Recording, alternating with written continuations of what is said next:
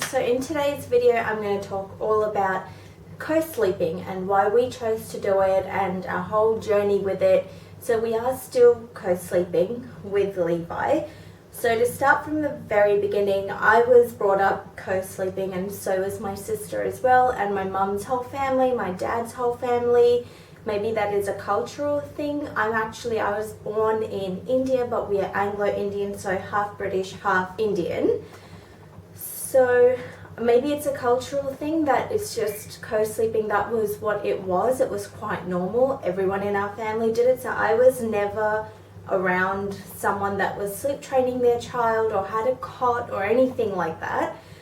So I think maybe I just assumed that when I had my own child or children that I would just do the same thing, and that's exactly what I did. So my husband was brought up differently. He was, so he's from Tasmania, so he's Australian and half Italian. So his parents, they had him sleep in his own room, in his own bed, and completely different upbringing to myself. There's no right or wrong way to parent or to choose a sleeping pattern or sleep or wherever the baby is going to sleep. I think it's just how you learn what works for your family, and it is different for every family. I completely agree. What might work for one family may not work for the other one for many different reasons. And I think it is important to discuss before you have a baby or when you're pregnant, to discuss it with your partner, what your situation is going to be, what do you find comfortable as a family, and what do you think would work for you in your family unit. For us, I think we just decided that we would co-sleep, and so I did get a bassinet, but it was only for his naps is what I intended it for, and that's exactly what ended up happening. But he didn't start taking naps in that until he was almost 3 to 4 months old.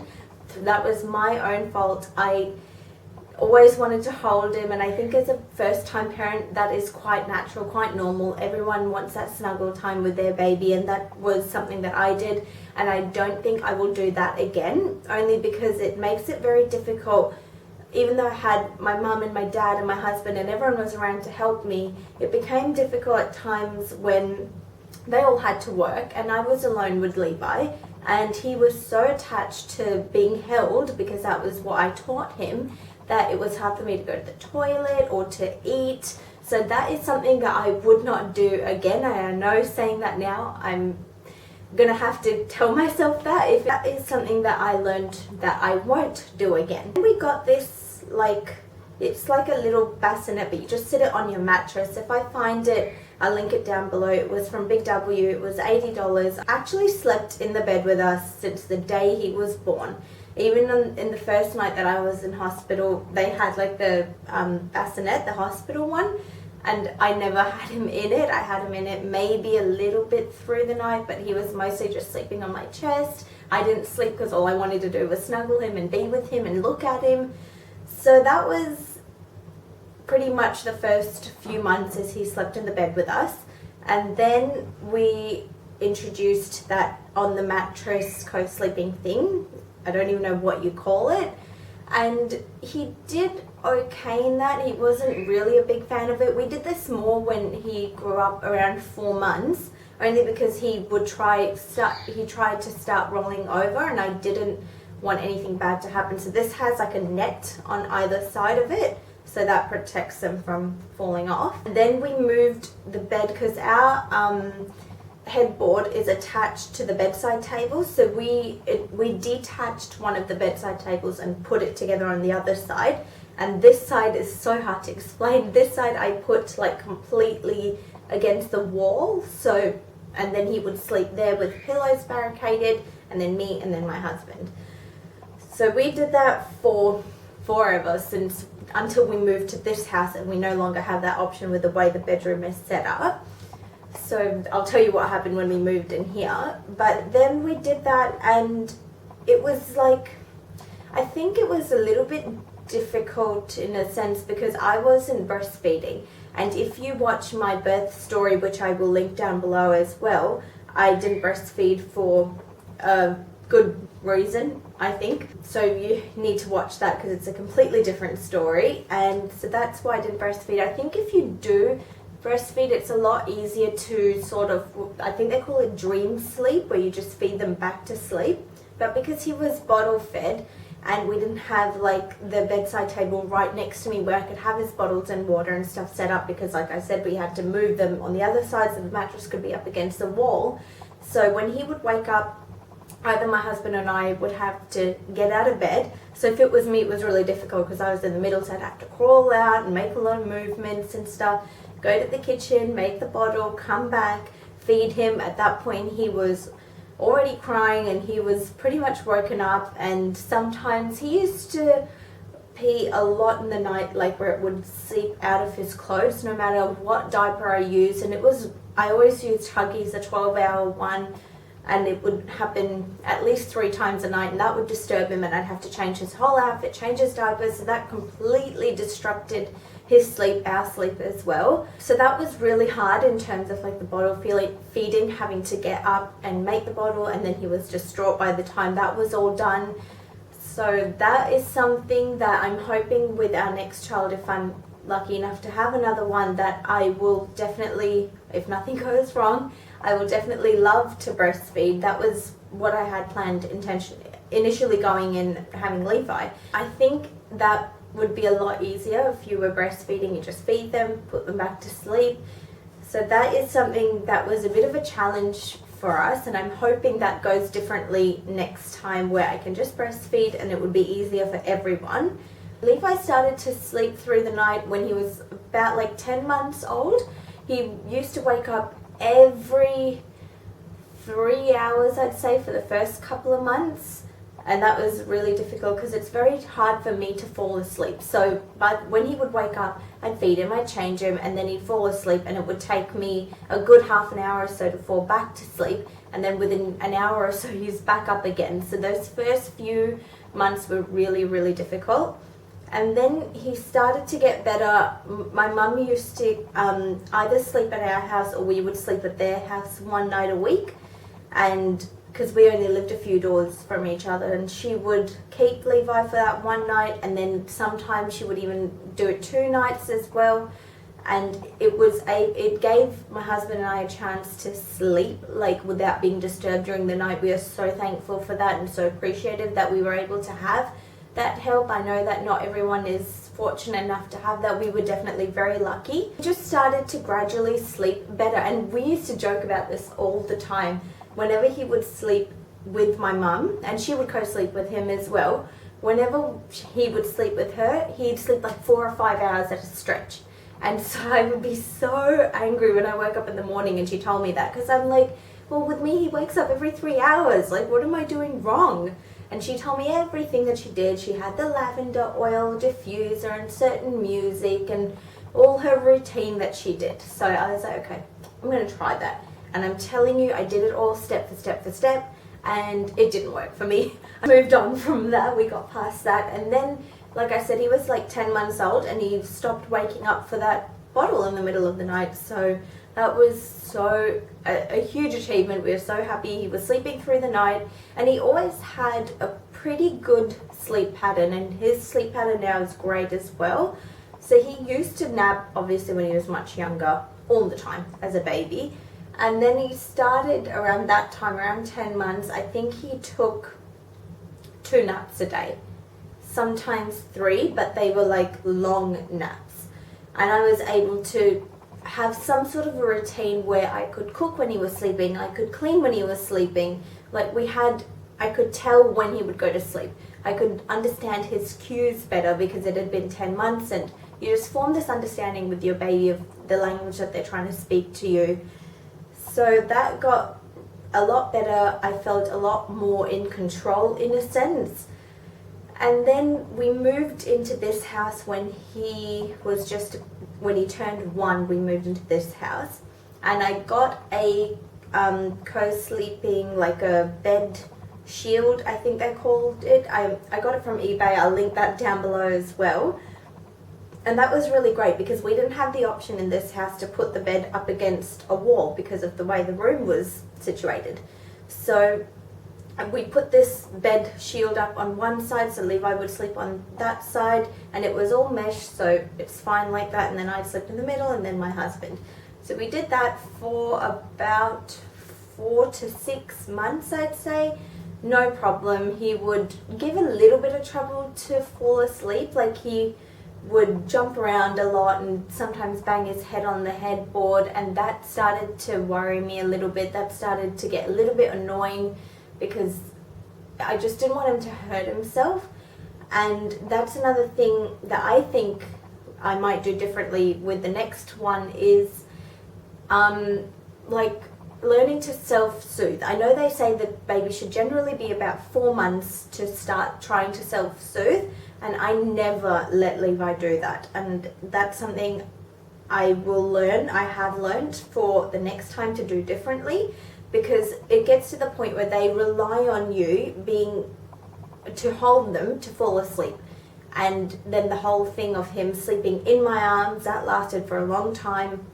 And it was just this really bad habit that I gave him. I completely understand I went wrong there, and like I said, these are things you learn for next time. After like 4 or 5 months of being in this house and him doing that thing where he'd like bang his head on the thing to put himself to sleep, I just thought, okay, I'm just going to try his cot, because we actually did get a porter cot in the other house, and we used that for his naps once he grew out of the bassinet, and that I think was around 6 to 8 months, I think it was.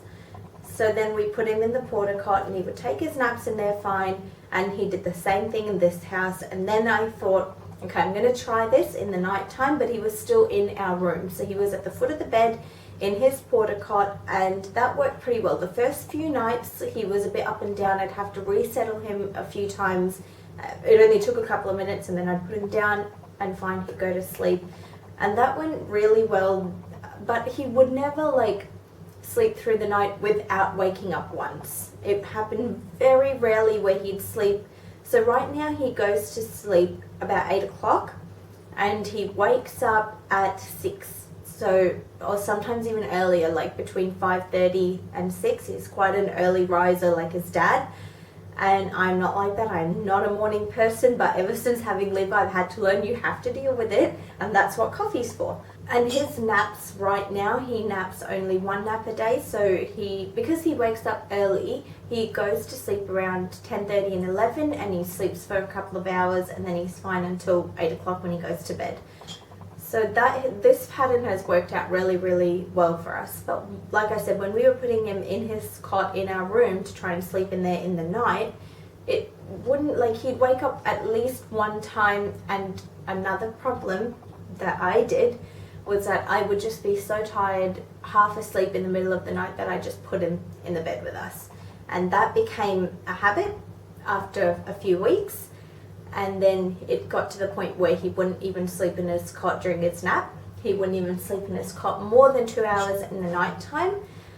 So now we're kind of back at square one. I spoke to a sleep clinic for children because and they did tell me to sort of try, I don't know what the correct term for it is, but where you sort of, they're half asleep and you put them down, and then obviously they cry. And you just stay in the room and let them know that you're there. If they get too distraught, you pick them up, do it again. So I did that for 2 nights, and it actually scared the hell out of him in that cot. Now, where he, like, when I would put him to sleep and he'd be completely asleep, and I would go to put him down and he'd wake up crying, and that was it. So now we've gotten to the point where he's back in the bed with us, and he does sleep well, but I don't think that I sleep that great, because whenever he moves, I'm aware of it, sort of like I do sleep well. I'm not going to say, oh, I had a crap sleep, but like, it's just this constant awareness every time he moves to check on him, or to this or to that. And that is something that I've learned a few things that I wouldn't do the next time around. And I even said this to someone. I said, you learn so much from your first child, things to do and things not to do for the next time. And like I said, it's different for every family. So what works for one person, and they say like, oh, my child can self-soothe at 6 months and they just sleep and it's fine. that's a different situation. That is not our situation. So some children, like, I don't blame Levi for not being able to self-soothe, only because I never let him. So he doesn't know any better. And now he's at this age where he's very knowing, he's aware of his surroundings, so it's much harder, I think, at this age to try and self-soothe and sleep train them. That's why I think if you do it the earliest, which is around 4 to 6 months, I think it's normally much easier. I'm not saying that it's easy and that it's going to happen like that, because I don't think that's the case. Every child is different.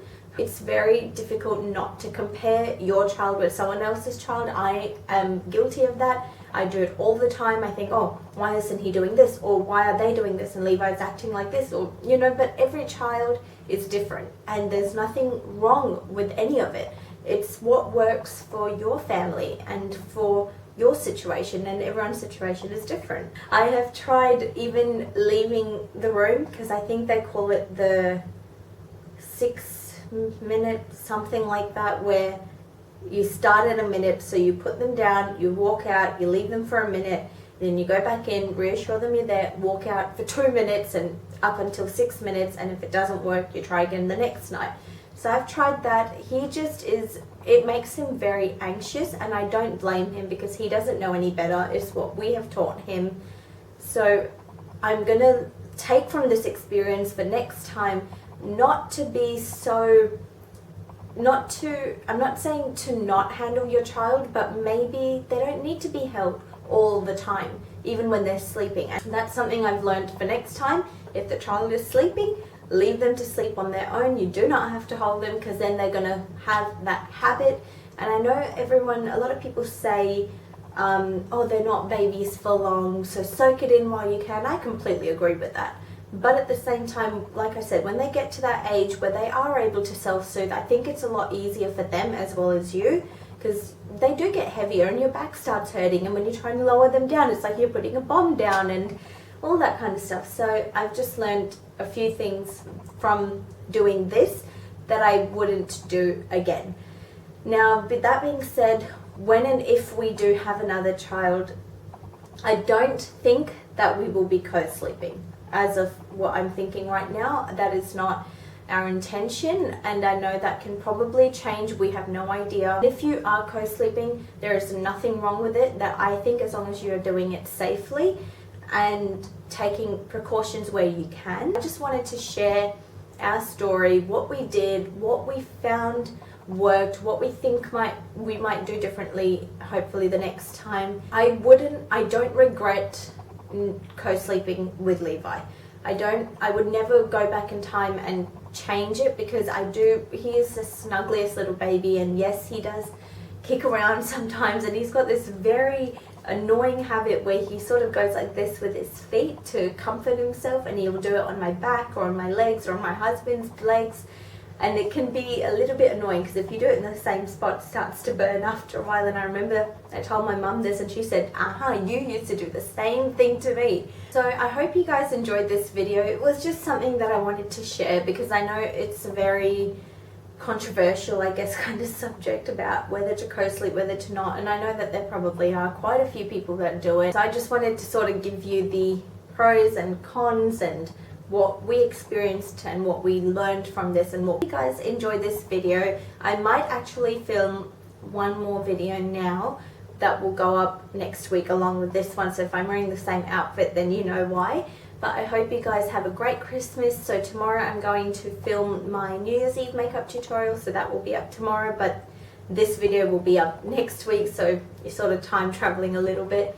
So I hope you guys enjoyed this video. I hope it was informative. If you have any comments or any questions or video ideas or anything you'd like to see, just let me know in the bottom bar below, and please don't forget to subscribe, like, comment and hit the bell to be notified for future uploads as well. Thank you so much for watching. I'll see you in the next one. Bye!